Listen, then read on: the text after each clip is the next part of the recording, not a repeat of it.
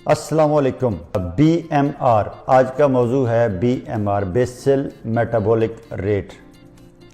वैसे तो मैंने बहुत सारी दुनिया के अंदर घूम घाम के ये चीज़ें जो है ना अंडरस्टैंड करने की कोशिश की, लेकिन जब मैं अपनी कौम को या अपने उर्दू जानने समझने वाले लोगों को देखता हूँ तो हमारी अवेयरनेस का लेवल वो नहीं है जो दुनिया के अंदर है, और ये अंडरस्टूड सी चीज़ें हैं दुनिया के अंदर। लेकिन जब तक हम इन चीज़ों को डेप्थ में नहीं समझेंगे तो हम आगे बढ़ भी नहीं सकते। तो बेसिकली जो BMR है ये तो हमारी पैदाइश से पहले ही स्टार्ट हो चुका होता है बॉडी के अंदर, और ये वेरी सिंपली आपको मैंने जिस तरह मैं समझाऊंगा, मुझे उम्मीद है कि आप भी पूरी नेशन को, हर बंदे को, जितने हमारी फील्ड से वाबस्ता लोग हैं, हमारी ये जिम्मेदारी बनती है कि हम लोगों को ये बात इसी तरह सिखाएं, इसी तरह बताएं जिस तरह मैं आपको बता रहा हूँ, इसको बहुत सादा करके। आप एक गाड़ी, मोटरसाइकिल, किसी भी चीज़ को रात को या कहीं जब उसको खड़ा करते हैं तो उसको चालू हालत में नहीं छोड़ते, इंजन उसका स्टार्ट नहीं छोड़ते, उसको बंद करके आ जाते हैं। लेकिन अगर उसको बंद ना करें, मतलब गाड़ी को अगर रात को आप उसको इंजन उसका स्टार्ट रखें और उसको बंद ना करें तो वो बगैर मूवमेंट के उसका इंजन जो स्टार्ट रहता है तो उस पर वो कुछ फ्यूल कंजम्पशन होती है, उस पर पेट्रोल खर्च होता है। इसी तरह इंसानी जिस्म जब एक्टिव नहीं होता, जो हम समझते हैं कि फिज़िकल एक्टिविटी से शायद कोई एनर्जी बच जाती है अगर ना करें फिज़िकल एक्टिविटी, तो ऐसा कुछ नहीं है। इंसानी जिस्म उस चालू गाड़ी की तरह है जो चल रही है लेकिन मूवमेंट नहीं कर रही, उसका इंजन चल रहा है लेकिन उसमें मूवमेंट नहीं है। तो वो स्टार्ट गाड़ी जो है उसकी तरह इंसानी जिस्म है। हमारे ऑर्गन्स जो जिस्म के अंदर मौजूद है, जिसमें हार्ट है, लंग्स है, हमारे ब्रेन है, और बहुत सारी चीज़ें अगर ज़्यादा डेप्थ में जाएंगे तो इंसानी जिस्म के अंदर जितने फंक्शंस काम कर रहे होते हैं उनको एक मखसूस एनर्जी चाहिए होती है, उसको कहते हैं बेसल मेटाबॉलिक रेट। और वो हर हाल में इंसान के पैदा होने से लेकर या पैदा होने से पहले से शुरू होकर इंसान के मरने तक वो एक्टिव रहता है, और वो एनर्जी आपको रिक्वायर्ड होती ही होती है। तो इसलिए आप लोगों के दिमाग में ये बात क्लियर हो जानी चाहिए और इसी तरह आपने इसको कन्वे करना शुरू करना है। मैं चाहता हूँ कि आम आदमी को भी इतनी ही समझ हो जितनी एक पढ़े लिखे को, जितनी हमारी फील्ड के लोगों को, ट्रेनर्स, कोचेस, इनको समझ है।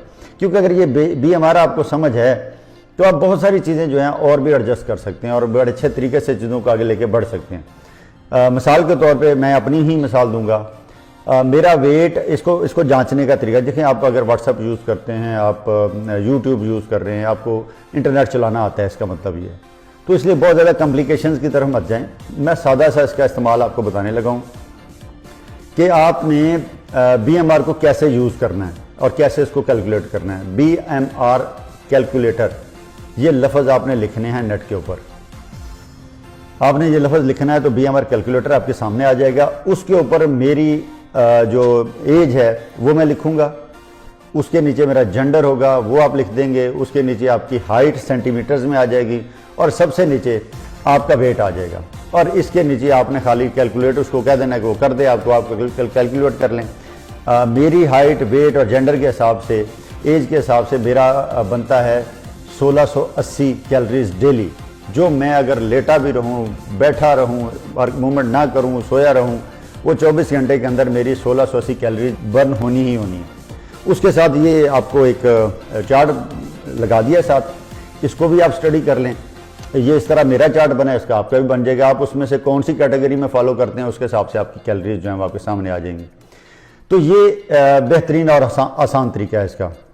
अब इसमें जितना आप इसमें इंडल्ज होते जाएंगे, जितना इसको समझ के आगे बढ़ते जाएंगे, आपको पता चल जाएगा कि जिसका बेसल मेटाबॉलिक रेट फास्ट है उसको वेट लॉस करने में आसानी होती है, जल्दी वेट लॉस हो जाता है। जिसका BMR नहीं है, मतलब इस तरह की बहुत सारी बातें आपके दिमाग में आएंगी, बहुत सारी चीज़ें आगे जाके आपके साथ डिस्कस होंगी। लेकिन पहले इस चीज़ पे ग्रिप हासिल करें जो आज मैंने आपसे डिस्कस की है। मेरी ख्वाहिश होगी कि आप इसको, प्रोग्राम को, इस बात को ज़्यादा से ज़्यादा शेयर करें, ज़्यादा से ज़्यादा कमेंट करें कि आपको इसमें क्या चीज़ समझ नहीं आई, उसको और ज़्यादा एलेबोरेट करके अच्छे तरीके से आपकी फाउंडेशन बनाई जाए, बेस बनाई जाए, आपकी बुनियाद अच्छी रखी जाए। उसके बाद आपको 1 बाय 1 करके BMI का इसमें इन्वॉल्वमेंट क्या है, BMR को कैसे कैसे यूज़ किया जाता है वेट लॉस में, वेट बढ़ाने में, या लाइफ में इसको कैसे लेके चला जाता है।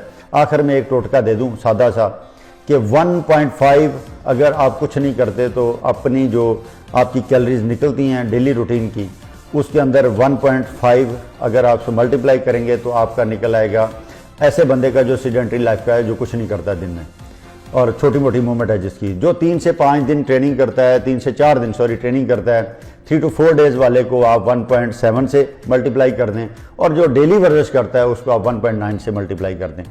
तो आप पहले अपनी कैलोरीज निकालें, उसके बाद मल्टीप्लाई करने के लिए मैंने आपको अंदाज़न बता दिया, ये कर लें।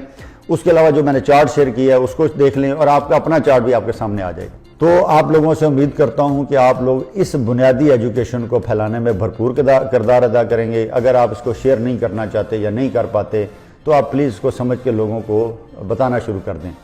हर गाड़ी, हर इंसान में एक चीज़ ज़हन में रखिएगा, कोई ट्रक की तरह है, कोई कार की तरह है। हर बंदे का बेसल मेटाबॉलिक रेट डिफरेंट है और उसका डिफरेंस जो है वो आप सबको, हर ह्यूमन बीइंग को अपना अपना पता होना चाहिए।